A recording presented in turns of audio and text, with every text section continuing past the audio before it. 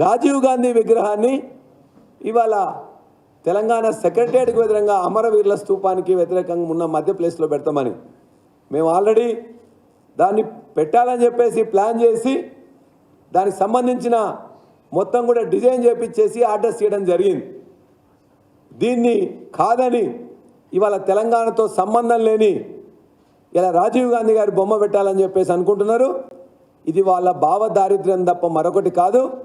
ఇవాళ ఏదైతే ఈ చర్య తీసుకుంటున్నారో తెలంగాణ ప్రజల మీద దాడి, తెలంగాణ భావజాలం మీద దాడి, తెలంగాణ హక్కుల మీద దాడి, తెలంగాణకు సంబంధం లేని రాజీవ్ గాంధీ గారి విగ్రహాన్ని అక్కడ పెట్టడం అంటే నిజంగా తెలంగాణ ప్రజలను అవమానపరచడమే, తెలంగాణ తల్లిని అవమానపరచడమే.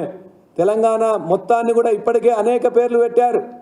వాళ్ళు పెట్టిన దానికంటే అక్కడ పక్కనే ఇందిరాగాంధీ గారి విగ్రహం ఉన్నది, మరో చోట రకరకాల వాళ్ళ యొక్క కాంగ్రెస్ నాయకుల విగ్రహాలు ఉన్నాయి. మేము మా విగ్రహాలు కానీ ఇంకోరి కానీ 10 సంవత్సరంలో పెట్టలే. అనేక మంది దేవతల పేర్లు పెట్టినాం, కాళోజీ గారి పేరు పెట్టుకున్నాం, జయశంకర్ గారి పేరు పెట్టుకున్నాం, కొండా బాబూజీ గారి పేరు పెట్టుకున్నాం, పివి నరసింహరావు గారి పేరు పెట్టుకున్నాం.